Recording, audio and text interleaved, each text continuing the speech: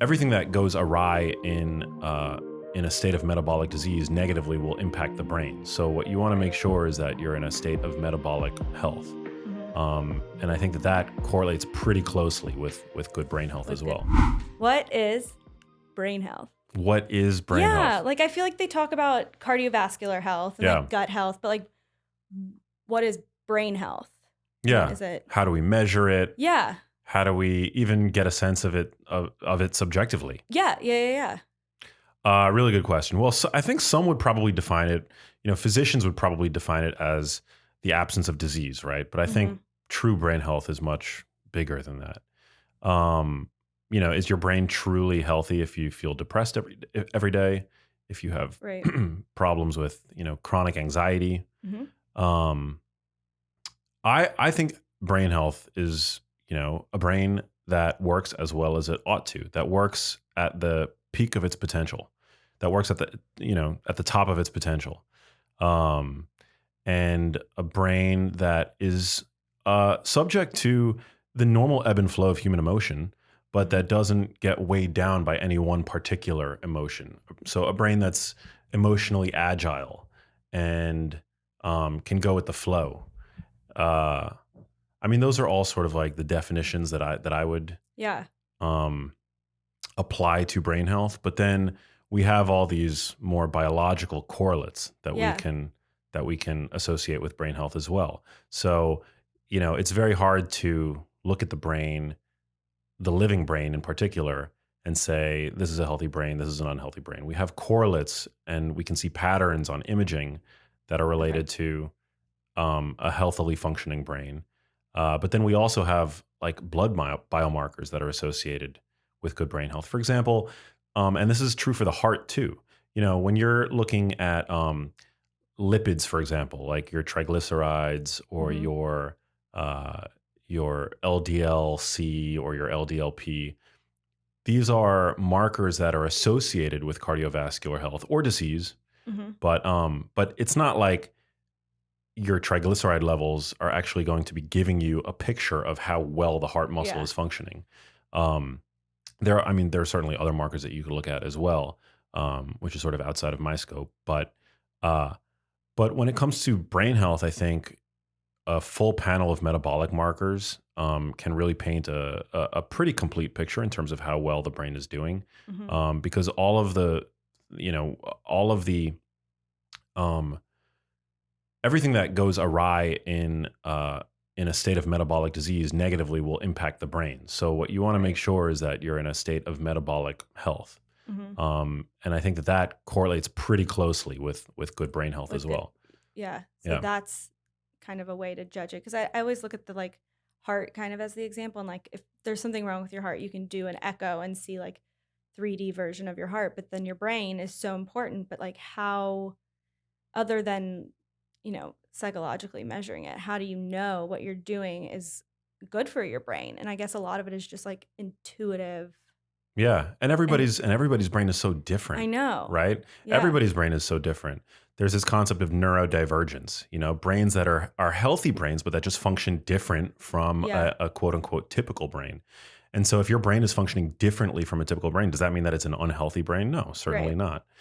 Um, Interesting. there is one neurologist, Dale Bredesen, who has proposed the idea of a cognoscopy. We go into a doctor's office Yeah. every year and we get this battery of physical tests, Yeah. anthro, like body Yes. composition, weight, Yeah. vital signs, all that stuff. But what are the vital signs of a healthily functioning Right. brain?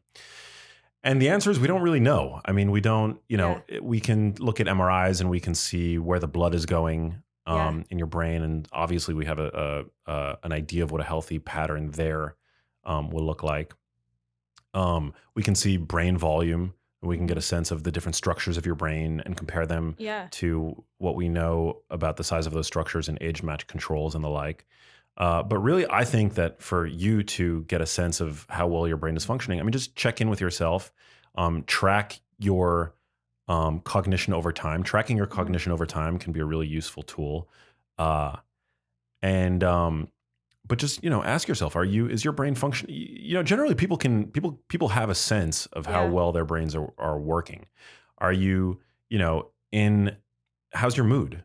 Um, this could be a daily check-in. Like, Yeah. how's your mood? How is your memory? How's your recall? How's your executive function? Yeah. Do you have as much energy, mental energy, cognitive energy as you did last week, Yeah. last I'm month, wanting to answer last these. year? Yes, I do. You want to know my mood right now? How's your mood? Pretty good. It's pretty good. Yeah, Nice, yeah, yeah. nice. Happy to hear that. How's your mood? It's pretty good. Great. Um, So yeah, I mean, but Okay. for general tests, I mean, metabolic markers I think are really important. Making sure that you are not a type 2 diabetic, making sure that you are, Yeah. because of course being a type 2 diabetic raises your risk for developing Yeah. Alzheimer's disease, which is obviously a brain a neurological disease, anywhere between 2 and fourfold. So Oh wow. um you want to make sure that you're nowhere on that path. Okay. Not just You want to make sure that you're not just not a type 2 diabetic, but Yeah. you're nowhere on that path. Yeah. So for someone that like wants to add brain health into their daily routine, but we love our Genius Life listeners who are like very proactive and like want to do it with whole foods and things like that. How, like, what is something that to like help my brain health that I should be incorporating daily in my diet? Because I love a good whole food versus, you know, supplement after supplement. Yeah, I'm definitely big on whole foods. And I think that you can do a lot with whole foods. I don't think that you should need supplements. Yeah. And it is true that our food system has changed. The soil it has become somewhat depleted over time thanks to industrial agriculture and practices like monocropping. So that is true that there is some degree of nutrient loss in our food. And so I'm not I don't want to underappreciate the value that supplements can play, but you can get a lot from food. And in particular, I think there's some really important nutrients. I might even call them nutrients of concern that play a major role in good brain health. We know that omega-3s are really important. Yeah. And in particular, EPA, Mhm. eicosapentaenoic acid, and DHA, or docosahexaenoic acid. Okay, and those are under omega-3. Those are the omega-3 fatty acids, essential fatty acids that you need to intake every day from your diet. Okay. There's also a plant-based form of omega-3, alpha-linolenic acid, which is found primarily in chia seeds, walnuts. Yeah. But your body has to basically elongate those fatty acids. It has to go through complex biochemical transformation for alpha-linolenic acid to become EPA and DHA, which are the usable forms in your body. And people differ in their ability to do that efficiently. There's genes that are involved. Gender plays a role. It's actually a very difficult process for the body. And some, for example, men can consume all of the ALA, the plant form of omega-3s that they want, and not see levels of DHA rise from a functional standpoint at all. Yeah. So to me, it's really important to make sure that you're getting preformed EPA and DHA fat. Now, the most obvious way to do that is by eating fatty fish on at least weekly basis. You don't have to eat it every single day. But we know that risk reduction for brain disease, particularly, or I should say specifically Alzheimer's disease, is cut dramatically when people consume just a serving of fatty fish a week. Okay. So that's just once a week. Just once a week of some good salmon. I mean, that should be the bare minimum, right? But once a week, is like you're buying yourself a little bit of insurance. But I personally think it's important to get omega-3s every single day. And that's not just my opinion. They're essential fats. We know that we have a daily requirement for them, and you are getting them from other sources. So even if you're not consuming fatty fish every day, we still get some degree of them from grass-fed beef, although it's a very small amount, from eggs, and other foods. We get some quantity from plants and the like. But for people who don't consume fish regularly, I think supplementing with omega-3s is a really good idea in terms of insurance, because omega-3s also play an indirect role in brain health as well. EPA is primarily an anti-inflammatory fatty acid And DHA is one of the most important structural building blocks for the brain. So you want to get both of those. Okay. And I just, again, to buy myself insurance, which I think is really important today because we tend to consume a lot more omega-6s than we do omega-3s. And that's a modern phenomena. And so I think one way to sort of offset that dramatically skewed proportion of essential fatty acids that we consume is to just take a fish oil every day. And I try to consume 2 grams, 2,000 Okay. milligrams of combined EPA and DHA every day. And that you can take in one fish oil supplement? It's going to be hard to find. So a lot of fish oil supplements are actually quite low in their potency. And so when I say 2 grams of combined Yeah. EPA and DHA, I'm not talking about 2 grams of fish oil. You have to actually look on the nutrition facts label and make sure that the amount of EPA and DHA add up to Okay. 2,000 milligrams. Okay, wow. Yeah. I get and we have we've been sponsored in the past. We have no current affiliation with Nordic Naturals. That's what I personally take. Yeah. But that's not the only good brand. There are lots of other good brands out there. Okay.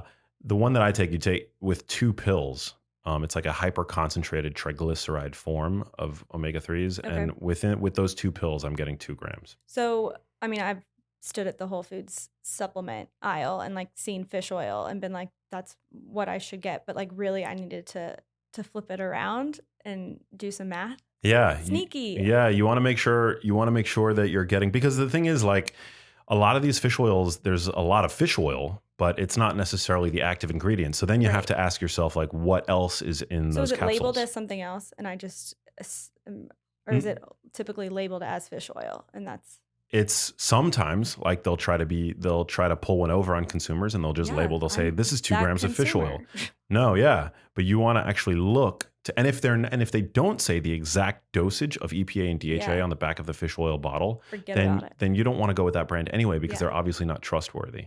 Okay. Ooh, Yeah. that was wow. I mean, Yeah. you're always helpful, but that was Yeah. really helpful. Also, another thing that you want to try to look out for, although Nordic Naturals, as far as I can recall, is not currently certified by IFOS, but IFOS or IFOS is the International Fish Oil Standards third-party testing association, and they look out for quality. So they're an independent testing organization, and they test for purity, heavy metal contamination. Yeah. They make sure that the oils aren't oxidized. So if you can find a fish oil that has IFOS Okay. certification on it, that's also really good. They did test, from what I recall reading, they did test Nordic Naturals for purity, but Nordic Naturals has like a flavoring in their fish oil that can make those Oh. tests unreliable. So Okay. yeah, Well, that's good. We love standards. Never lower your standards. never lower your standards. In Yeah. anything. Fish oil included. Yeah. So, I mean, Okay. fatty fish on a regular basis. Again, the bare minimum is like 1 serving a week. There are many Right. people who never consume fish, right? Right. But 1 serving a week is like the bare minimum. That tends to be associated with reduced risk. Okay. We don't know necessarily if it's the lowest possible risk, but that's just sort of like, again, I would say the adequate intake of fish would be like 1 serving a week. But then I like to do the daily fish oil. Yeah. And also they show that between 2 grams and 4 grams of fish oil every day is associated with reduced triglycerides, which we know is really good for Oh, yeah. cardiovascular health Okay. and brain health. So I like to Kill 2 birds with 1 stone, which is a horrible saying, but yeah. yeah. Okay, so that was omega-3s and then for brain health, and then what else you got for me? Choline is a really important nutrient Okay. for brain health. It serves as the backbone of the neurotransmitter acetylcholine, which is Uh-huh. really important for learning and memory.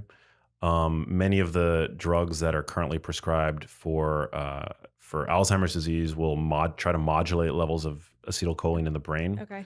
Choline is super important. Only 10% of adults ingest every day the adequate intake for choline, which is about 550 milligrams every day. So only 10% of adults Okay. consume adequate levels of choline. How do we increase that percentage? 1 person at a time. Yeah, the easiest way is eat more eggs. An egg yolk Love it. contains about 150 milligrams. So it's like one of the most concentrated sources of choline. Okay. Yeah. What does that have to do with like the structure of an egg? Because like an egg is like a little baby. Yeah. I love eggs. No. We appreciate eggs. Thank you, eggs. Thank No. you, chickens. It's a good question, and it's no surprise that the egg yolk is loaded with choline Yeah. because the nervous system. I've said this a million times already, Sorry. but the no, I just think it's like it's so cool to know that the nervous system is one of the first structures to assemble in the Yeah. developing embryo, and that includes the brain. So an egg yolk literally contains. We can break apart the yolk of a chicken egg and look at all the nutrients that it contains, and there's I would put good money on the notion that every nutrient that's in an egg yolk Mhm. serves a vitally important role for brain health. And that's why I think eggs are so important. They're one of Yeah. nature's multivitamins, but they're a multivitamin with particular relevance to brain health. Okay. I mean, think about the cholesterol. I'm not saying that anybody needs to ingest dietary cholesterol because your Right. brain and your liver synthesize all the cholesterol that you need. But it's no wonder that an egg yolk is so rich in cholesterol because the brain is rich in cholesterol. Right. 25% of the cholesterol in your So body, cool. yeah, is accounted for by the Yeah. brain. It's also a great source of other really important nutrients for brain health, which include zinc, vitamin B12, um, also carotenoids, which are another set Yeah. of nutrients that I want to talk about. But choline is super important. Okay. So I'm having fatty fish, eggs, Yeah, fatty and fish eggs. then what else am I adding to my plate? So My yeah, brain health plate. so I'm a huge proponent of dietary carotenoids. I think they're sort of like an unsung hero of the produce aisle when it comes to our brain health. Mm-hmm. Carotenoids are basically plant pigments. So many people are familiar probably with beta carotene, Mm-hmm. which is the most famous plant carotenoid. Carrots? They're found in carrots, sweet potatoes. Yeah. Yeah. Beta carotene is provitamin A. So when we Okay. ingest beta carotene, sort of like the plant form of omega 3s, beta carotene has to be converted in our bodies to retinol, which is Yeah. active vitamin A in the body. Yeah. But there are other carotenoids. So carotenoids are a category of plant pigments. And two in particular, two that are, I think, particularly relevant to brain health are lutein and zeaxanthin. And these are found in myriad fruits and vegetables, but primarily dark leafy greens like Okay. kale, spinach, arugula.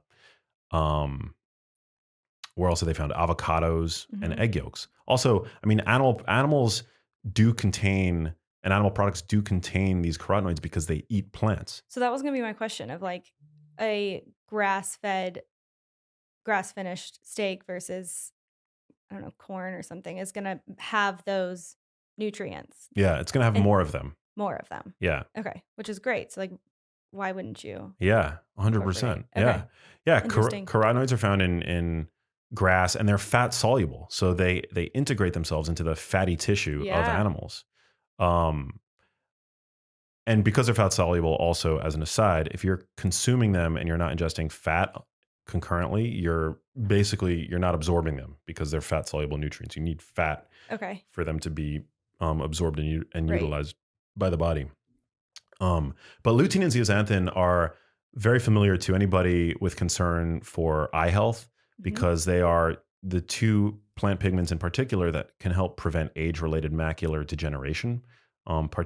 Specifically, a dose of 6 milligrams a day of combined lutein and zeaxanthin. And what's really interesting is that your eyes are neural tissue. Like your Mhm. eyes are a projection of the brain. They're part of your brain. Yeah.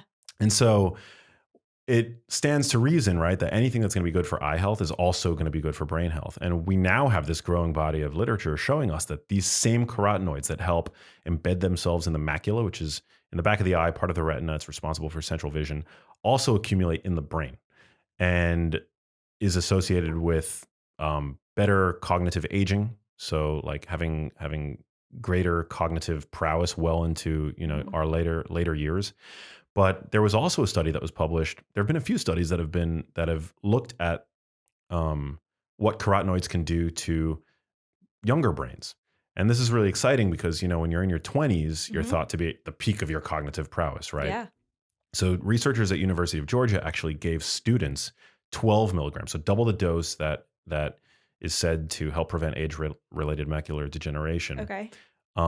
to college students, so 12 milligrams. Okay. And they found that in this randomized control trial, that 12 milligrams of combined lutein and zeaxanthin actually boosted the visual processing speed of of the students, which is like kind of remarkable because you know Yeah. they're already young and Yeah, it should be at their at their tip peak. top, but Yeah, cool. yeah. So Okay.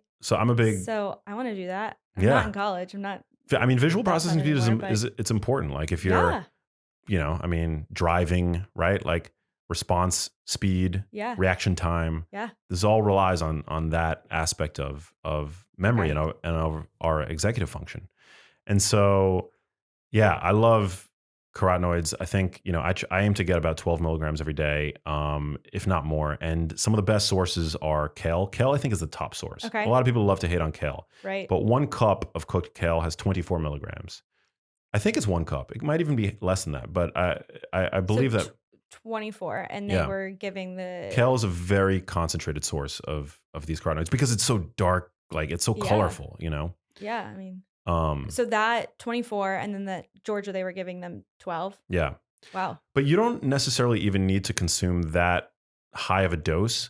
If you're consuming a source of fat with the carotenoids, they become just way more bioavailable. Right. So you might be consuming 24 milligrams of lutein and zeaxanthin from kale, but how much of that are you actually absorbing? Whereas in an egg or in an avocado, which is another great source of lutein Okay. and zeaxanthin, they're also both great fat sources, and the fats are bound up with the carotenoids, and it just becomes a lot more bioavailable. So Okay. So if I mean, I always like when I take a vitamin D. This is kind of a tangent, but you take a vitamin D supplement, you want to take it with like a fatty meal. So what yeah, if I like that? Our favorite salad at Airwine with the avocado and the kale, is that like really a brain health match made in heaven? it is. Yeah, yeah. Okay. Combining kale with avocados. Yeah. So it just makes the carotenoids in the kale more. Yeah. Super Okay. great combo for brain health. So yeah, lutein and zeaxanthin are just wonderful. I think that they're super important. So, Okay. but again, kale. If you don't like kale, kale's not the only food Yeah. that has them. Egg yolks, grass-fed beef to some degree, because they're eating plants, Mm-hmm. is a good source of carotenoids. Avocados, as I mentioned, they've even done a they did a clinical trial where they supplemented people with avocados and they compared them. There was a trial where they took 3 groups of people and the people were randomized to an intervention of either getting an additional like avocado every day. Okay. I don't know if it was a whole avocado. I don't remember the dose of avocado, but they Yeah. either got avocado every day, chickpeas every day, or a potato every day. Ugh, to be a potato group. I know. I know you got to feel bad for that Yeah. group, but they found that compared to the chickpeas and the potato, the avocado group saw an improvement in their cognitive function, and Really? the population I believe was older adults. Okay. But it's interesting because chickpeas are a great source of fiber, right? And Yeah. avocados also have fiber, and Yep. potatoes are a great source of potassium. Avocados also Yeah. have potassium. So I think what they tried to Interesting. do is they tried to like control for all the other things that an avocado has and look specifically at At or the at least attempt to look specifically at the lutein and zeaxanthin content and what that would do, and Okay. it seemed to have an effect, a beneficial Wow. effect on these subjects' See, I love cognition. that. Like, Yeah, let's do more whole foods yeah, studies. I mean, there's a time and place for supplements, but like if I'm gonna fill my plate with yeah. like I want to be strategic about it. I wouldn't supplement with lutein and zeaxanthin because it's so easy to find in Yeah. foods that we just know are great for us. Okay. So at this point, I'm just going through the genius foods, but Yeah, we've got salmon, eggs, kale, um, salmon, eggs, kale, avocado. avocado. Uh, Is there anything else that's like in your fridge? And then there's still more brain foods that we're gonna get to, but like anything I'm missing so far that we've talked about that's in your fridge? in my fridge right now. Yeah. Sparkling Well, water doesn't count. no, you know that I've always got like protein, like good protein sources in my Yeah. fridge. I think another nutrient that really doesn't get enough love is vitamin E. Okay. Vitamin E is a super important fat soluble Okay. antioxidant. It's one of, as you mentioned, like vitamin D is a fat Mhm. soluble vitamin that we need. A, E, D, and K are the fat soluble Got it. vitamins. So A, E, D, and K. We should come up with a fun acronym. a fun acronym, yeah. Jim Quickett. Yeah. So vitamin E is really important. It protects fatty structures in the body. Yeah. And it's of particular relevance to the brain, of course, because the brain is the fattiest organ in the body, and it's composed of fats that are, they're not just fats, but they're a particular type of fat. We talked about this on the last solo episode that we did. Yeah. They're polyunsaturated fats, right? Yes. They're very delicate, damage prone. Um, so yeah, vitamin E consumption is associated with reduced cognitive aging. So if you want to have a healthy brain, look to foods that have lots of vitamin E in them. I wouldn't necessarily supplement with vitamin E. I would look to Okay. foods that have vitamin B, because vitamin E also takes multiple forms. There are about 7. Vitamin E is actually a term that represents 7 forms of vitamin E that we Okay. just use vitamin E nondescriptly to represent those 7 forms. There's like uh, alpha Mhm. tocopherol, gamma tocopherol. There's like all these different Yeah. types. Um, but when you find vitamin E in whole natural foods, all of the types generally are in there Okay. to varying degrees, and they all serve different kind of roles. Um, and yeah, so for vitamin E, almonds, avocados are also a great source. Anywhere that you find polyunsaturated fats in nature, you're also going to find vitamin E, because Okay. vitamin E is nature's way of protecting those The fats. fa- Was that another y- mind blowing moment for yeah. you? Yeah, that's Okay. So that's wherever you find polyunsaturated fats or PUFAs, you will also yeah. find vitamin E What in did you just nature. call me? A PUFA? But okay, so where PUFAs are and Yeah, but the problem y- is with ultra processed foods, right? With the kinds of foods yeah. that like Americans are now consuming en masse, we extract those fats and we don't take the vitamin E with them. And that's why these fats become so treacherous, right? Because they're extracted from their whole food source. They're not guarded by the antioxidants that nature has packaged with them to protect Okay. them. And that's why they're so treacherous, right? We fry with them, we make ultra Yeah. processed foods with them, these polyunsaturated fats that are Wow, I usually didn't from corn oil, canola oil, yeah. soybean oil. We talked about those in the last solo, but I didn't really like ask why they're but that's it's because they don't have their vitamin E. Yeah. Wow. Why Yeah. do we know why we don't take the vitamin E with them? I mean, I don't know anything about the oil extraction process Sometimes they will add a small amount of vitamin E back like in into after it. the fact. Yeah, I Yeah. mean, it's still been processed, If but you look at most fish oils, in fact, they usually will include a little bit of vitamin E okay. to protect the fats. Yeah, but Wow. they'll add them sort of after the fact. Okay. But that's why this whole um, there a lot of people are. I think it started with this one physician named Ray Peat. There's a lot of people now who are very afraid of polyunsaturated fats. They Mhm. fearmonger these PUFAs, as if they are the sort of smoking gun in the modern chronic non-communicable disease epidemic. But Yeah. it's not PUFAs, it's the ultra processed foods. Right, it's the PUFA without its E. It's the PUFA without its E. Exactly. Gotta get So if you're eating like a handful of almonds or walnuts that are PUFA rich, you have nothing to worry about because those fats are protected. okay.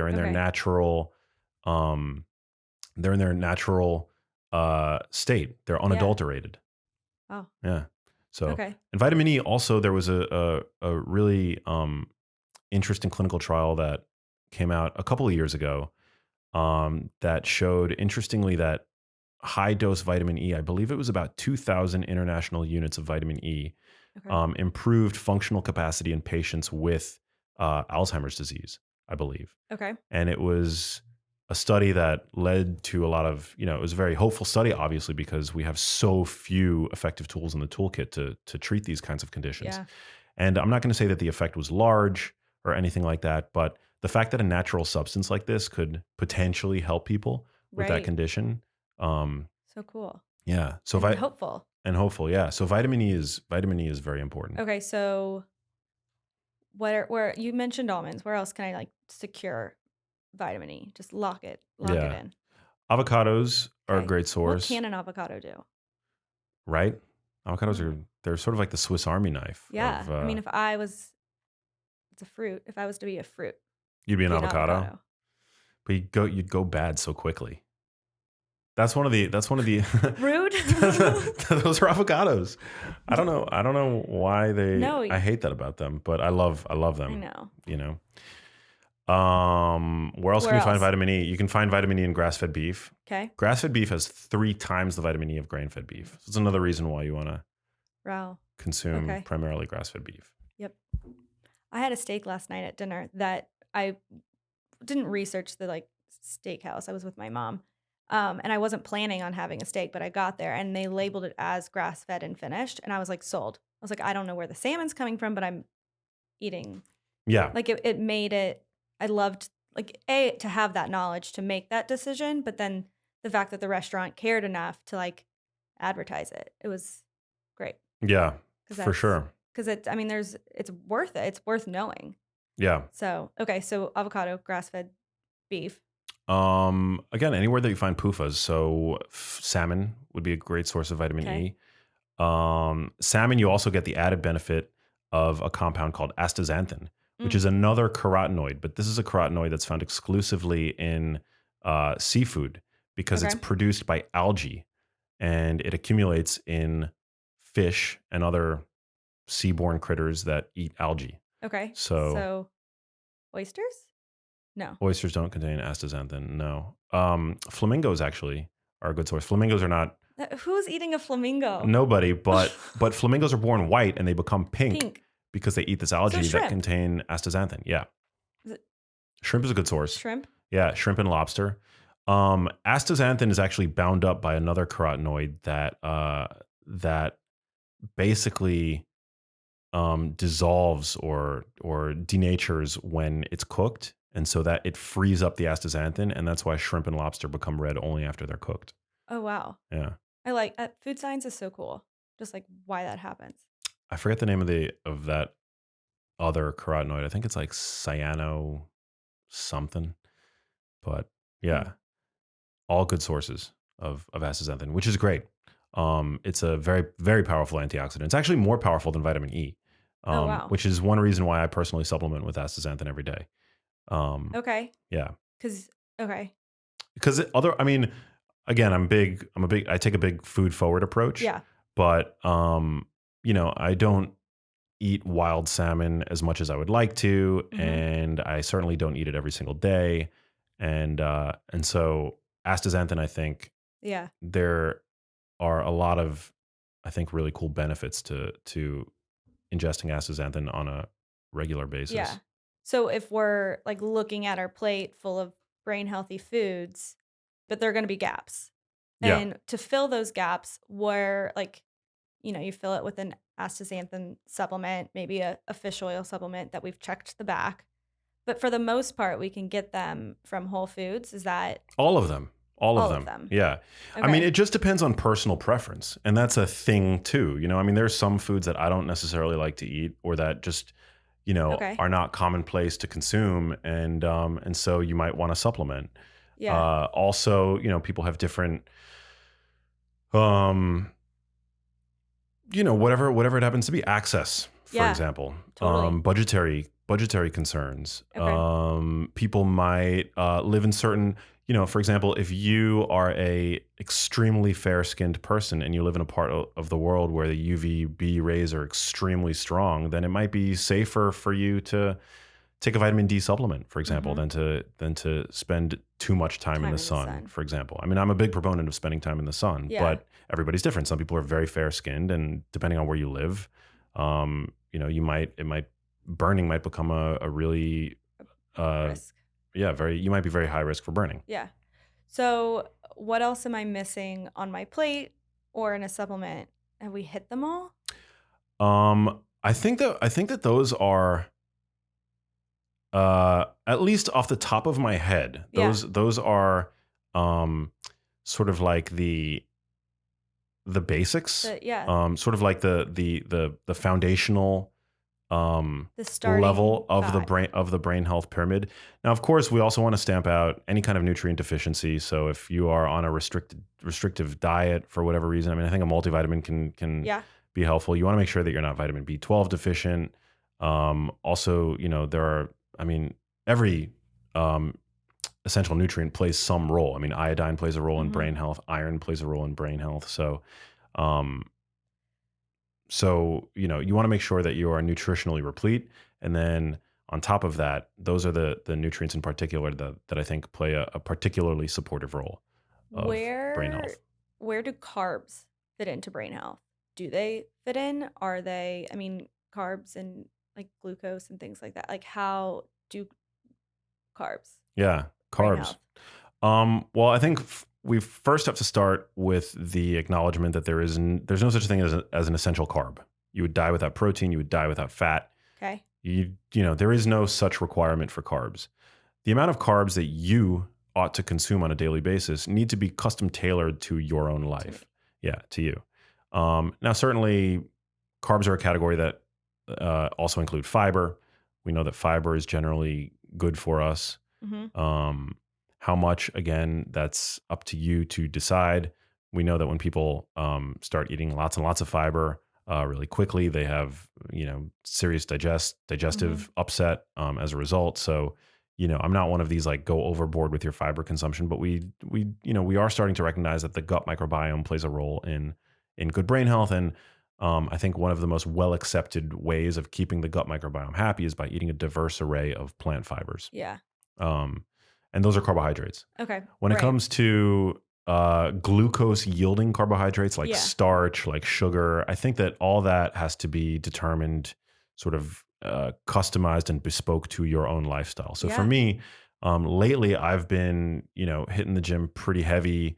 I have a higher carb tolerance Yep. than somebody who, for example, isn't currently on a weightlifting regimen. Mm-hmm. Or somebody who is, for example, just largely sedentary. Um, so I think it really it really depends. But generally, the diet that I recommend to people is a lower carbohydrate diet. I think that you should earn your carbs, and the carbs that you do consume should primarily come from whole, minimally processed foods. I'm not a big advocate of grains, even Mm-hmm. though I personally do consume them. When I'm eating sushi, I eat white rice on my sushi. Yep. I had Indian food the other night, and I had a little bit of basmati rice with it. Yum. But to me, it's sort of like I put carbs in the category of being like a treat. For the most part, grains are, to me, I think of them as cattle food. I don't think of them as being a very high quality food. We give them to cows to fatten them up. Yeah. Right. They're not a particularly nutrient dense food. They're primarily starch, which is basically just chains of glucose that get broken down almost as soon as they pass your lips. Um, and so I tend to reach for foods that are more. I try to fill my plate more with foods that are on the higher in terms of their nutrient density. Yeah. Fair enough. Yeah. Okay. So If you're a bodybuilder with a huge caloric budget, can you have I could potentially. some sugar? You could potentially be that. Yeah, of course. But if Yeah. you're, um, if you work a desk job, or if you drive a truck, or if you're just sitting all Mm-hmm. day, um, I would be I would dial back the Wary of the amount of. yeah. Yeah. Because you want to try to like earn your carbs, because your Right. body has a finite capacity to store them, and that capacity is very limited. You can store carbohydrates, specifically glucose, Okay. in your liver, and you can store it in your muscles.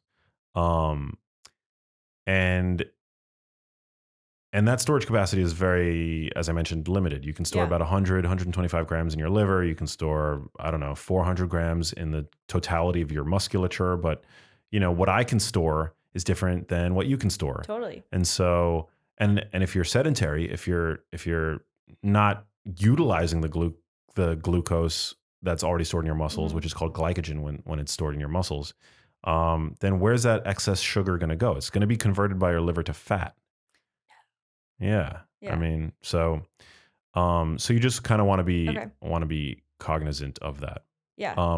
And fat doesn't get a free ride either. I mean, I think it's important to include in your diet an array of healthful fats, minimally processed, unadulterated fats, and maybe even some oils like extra virgin olive oil. I've talked a lot about extra virgin olive oil and how beneficial it can be. Um, but fat is even more easily stored as fat as well, and you can eat Mhm. very easily overconsume fat because it's so Totally. calorically dense. So we're not like in the business of demonizing carbs. Yeah, I think And that's how you answer that is pretty like, it's just like beautiful as far as like it's all dependent on the person. It's all dependent on the day. And like some days might be carb heavy because you went to breakfast with a friend or like you had a heavy workout and like I think it's not consistent. Like yeah you can be flexible with yeah it. yeah like, for example, I sometimes will I'll experiment with. I generally like to work out fasted, but sometimes I'll try to titrate up my carb intake before a workout to see if I'm Yeah. stronger as a result. And then after that workout, because I know I've depleted my stored glycogen to some degree, I have a buffer. I have a place to dispose of any incoming glucose that I consume Mhm. after the workout. Then I'll go and I'll eat like a really, I'll eat like a meal that has a higher concentration of carbs than perhaps would had I had not had that workout. Yeah. And so it's all about like kind of personal experimentation. And I'm not concerned about like, because I'm metabolically healthy, I'm not concerned about glucose spikes or anything like that. Um, for me, it's important to use carbohydrates to support my activity levels, Okay. and my workouts. Love that. Yeah. So I kind of just with like filling your plate with healthy foods, and I mean this whole episode's somewhat about like whole foods and brain health.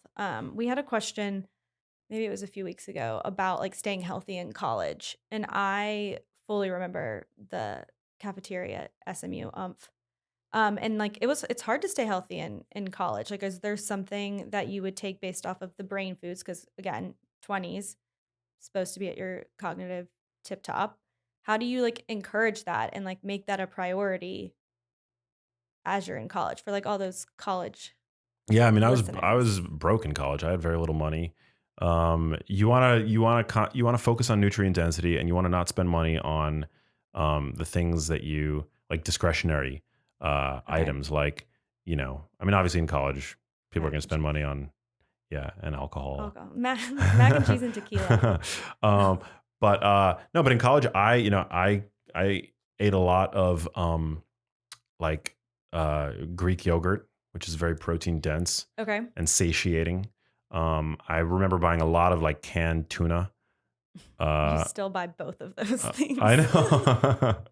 I haven't A lot. changed all that much. But yeah, I used to buy a lot of canned tuna because it's such a great protein source. I Yeah. also bought a lot of whey protein, which I still buy. You- Yeah, I haven't really changed.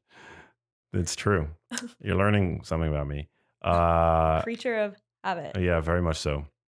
Um, I also, and I'm not recommending this, but I drank a lot of like milk in college. Did you They really? had, yeah, in college they had these like like soda fountains, but in Hmm. the in the Oh, in the cafeteria it was like a milk fountain. You just yeah. get all, and I just knew that there was protein to be had there, Okay. and so I would just drink like, I think with every meal I would do like 2 cups, 2 big glasses. Oh But my God. I was working out really hard. I was about I don't two. care how hard you're working out to like see a group of guys drinking milk with their, I mean, normalize It it. was There's nothing wrong with milk, guys. no, it was weird, but it was actually common. Like when I went to Really? school, yeah, because like it's a source of calories, and it's a source of very high quality protein. And I'm talking kind of specifically about freshman year. Freshman year, I was really into bodybuilding, Mm-hmm. and I remember, I think I got to, I don't remember exactly how heavy I got. It was between 205 and 215 pounds.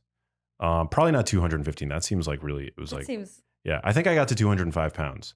And okay. I was like just as lean as I am now, but I was like lifting a lot, and I was like, really like eating lots of protein, eating lots of calories. Now I generally hover between 185 pounds and I think currently I'm about 190 pounds, but I've been eating a Okay. lot and I've been working out really hard. Yeah. I've been taking creatine, which we know that's another nutrient that, Water? uh, drinking lots of water, but creatine No, can no, no. store water in your Creatine. muscles. Yeah, Yeah. yeah, That I yeah, hit the buzzword. yeah. Water. Sydney knows creatine. Water. Yeah, I'm um, currently taking creatine 5 grams a day, which incidentally is another important nutrient for good brain health.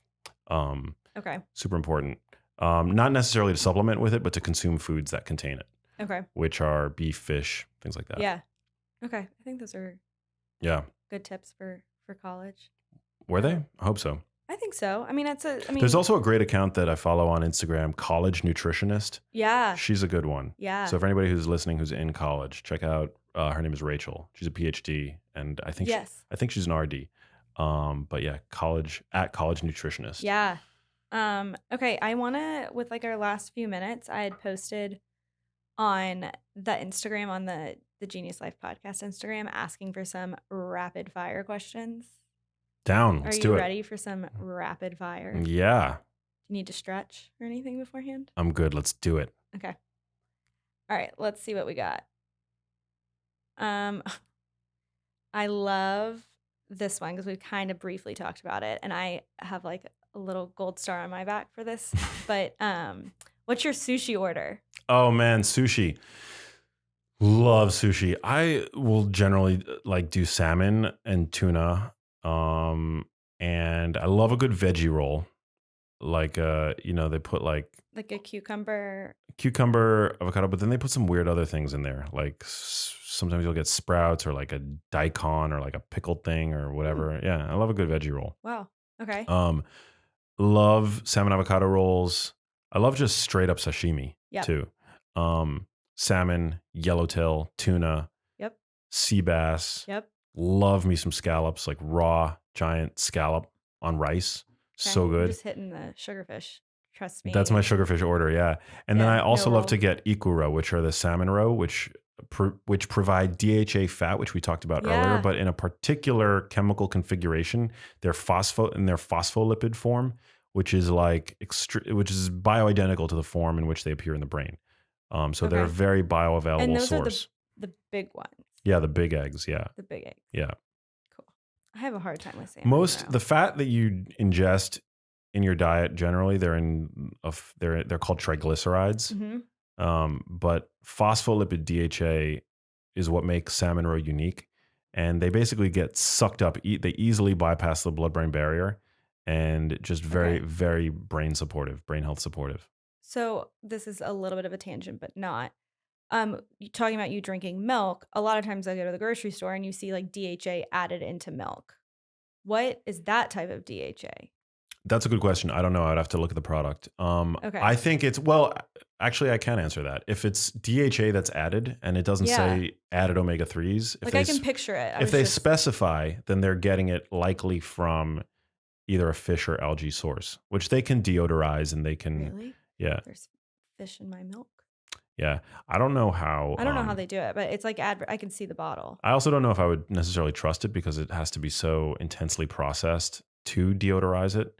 Okay. When they deodorize linoleic acid, which is the fatty acid that predominates corn oil, soybean oil, and the like, that production process actually generates a small but significant amount of trans fats. So I'm not sure that I would necessarily trust like Okay. added DHA into those products. Because we talked about it a lot today, and I literally saw it on the label, so I was curious. Yeah.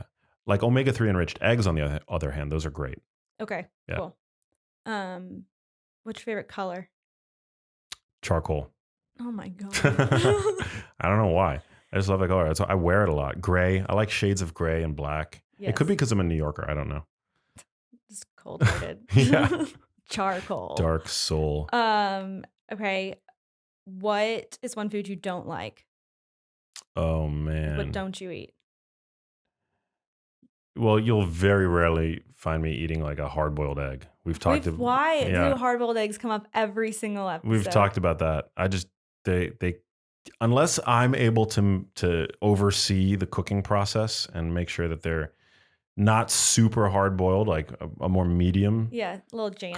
Yeah, then we've talked about it. You have to pick a new one. A new one? Yeah. No, denied. God, I don't know. You like everything? Growing up, I was very picky. I was a very picky eater. And my mom told me that girls don't. She's got some wisdom. She does, yeah. That girls like guys who are more experimental with food. You're going to be better, Kathy ain't wrong. Yeah, that girls don't like guys who are like too picky about food. Yeah. So from a young age, you were just purely motivated by what would much attract women. Pretty much. I think she even said, maybe even as I got a little bit older, like something like, women like if you're too picky with food, if you're not experimental and you're closed-minded, you're not going to be good in bed one day or something.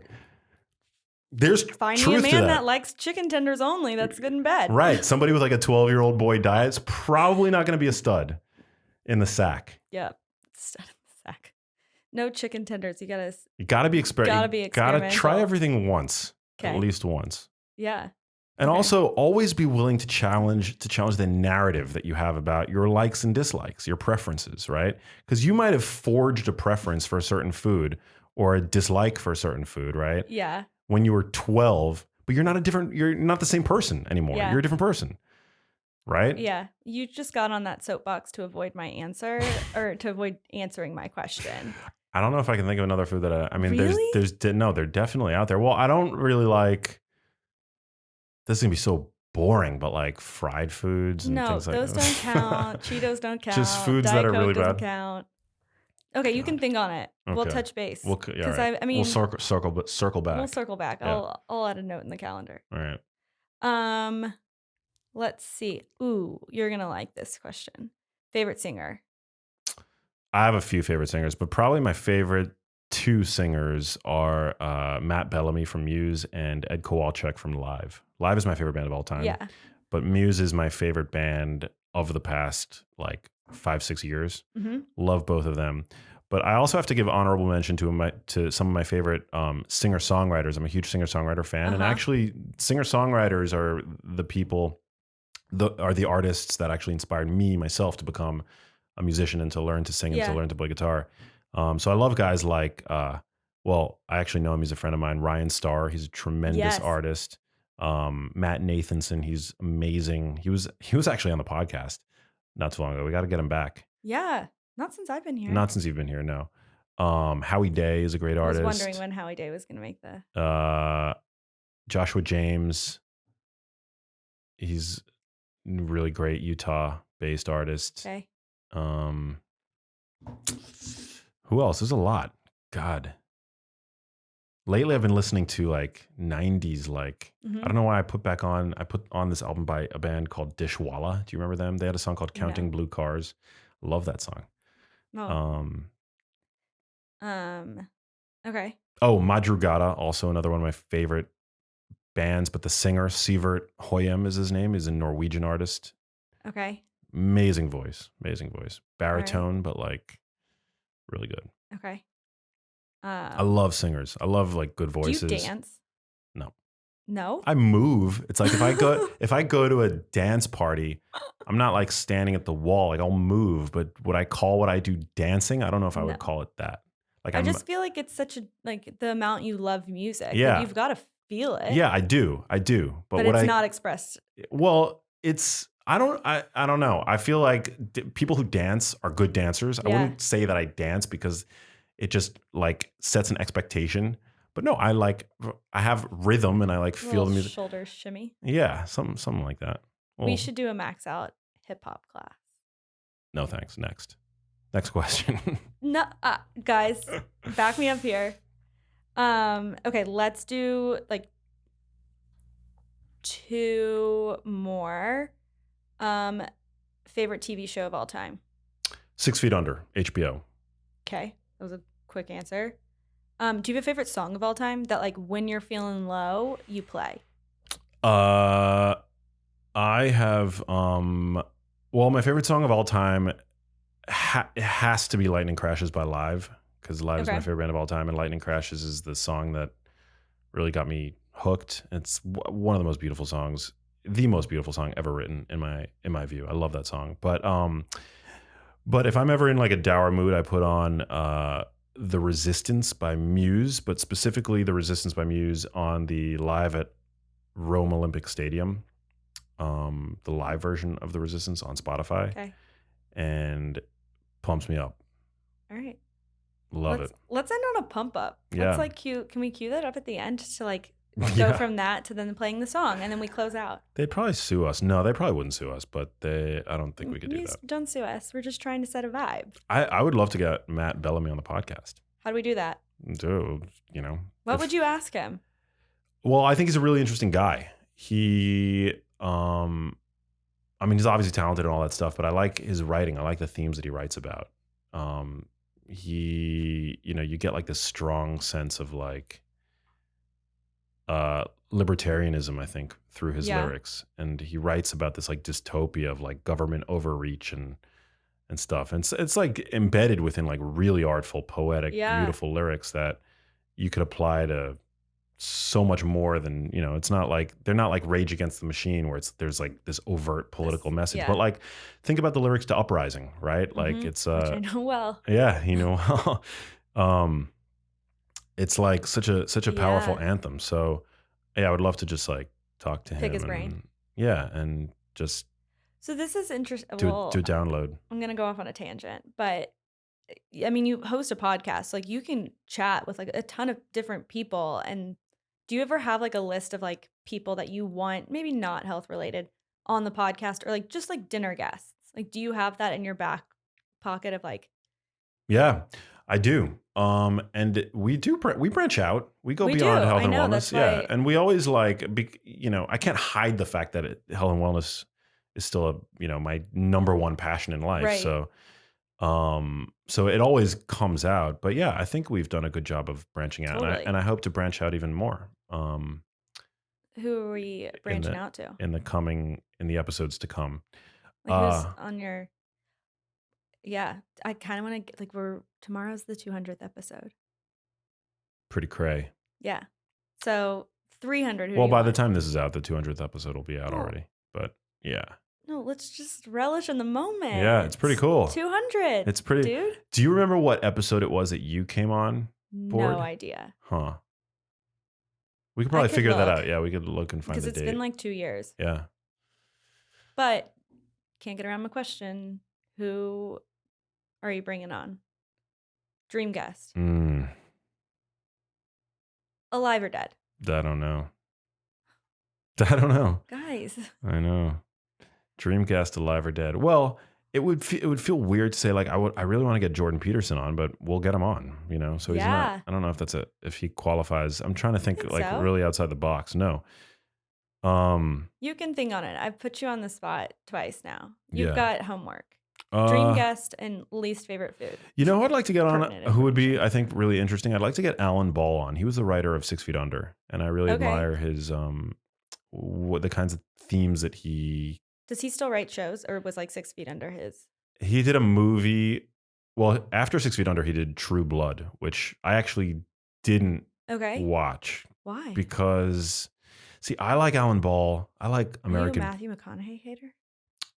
Isn't he in Why? there? I don't think so. True Blood? No. No. True Blood was an HBO series. But Alan Ball did American Beauty, which is one of my favorite. Yeah.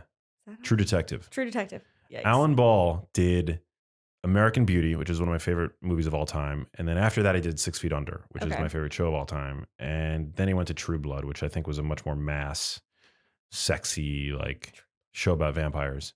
Oh. Yeah. And after that, I think he did a movie. I don't know what he has done recently, but I don't know. That'd be fun. Yeah. All right. I mean, I'd love to get him on just to express my gratitude for 6 Feet Under, which is a show that I watched probably, a dozen or so times, start to finish, like just because I love it so much. Love that. Yeah. All right. That was a good answer. I'll accept it. Passable? Passable. All right. I think that wraps today's. Damn. I mean, solo episode number 3 in the can? Yeah, I think so. Wow. I think we covered.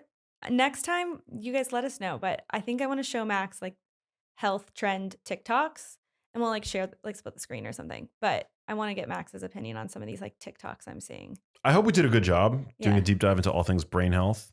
There's probably a lot more that I could say. For anybody who wants to do an even deeper dive into these topics, definitely pick up Genius Foods, which should go without saying. But yeah, I think that was a pretty good like 101. Yeah, class. I appreciated it as someone, and I've read Genius Foods, and it's always good to have a refresher on like what should be in your plate and why.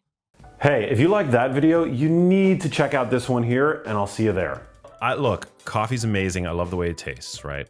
And I've consumed it regularly for many, many, many years. I would wake up and I would go rush to like either my kitchen to make it, or if I was out traveling, to the local coffee shop. But I find that drinking it every day, you build a tolerance very fast to caffeine. It takes just about 3 days to build a tolerance, to start building a tolerance to caffeine. And I find that the performance boost whatever subjective performance boost I was getting every morning by drinking coffee, I wasn't really boosting my performance at all. I was just getting my performance back to baseline because I was having to treat my withdrawal from the caffeine that I consumed yesterday and the day before and the day before.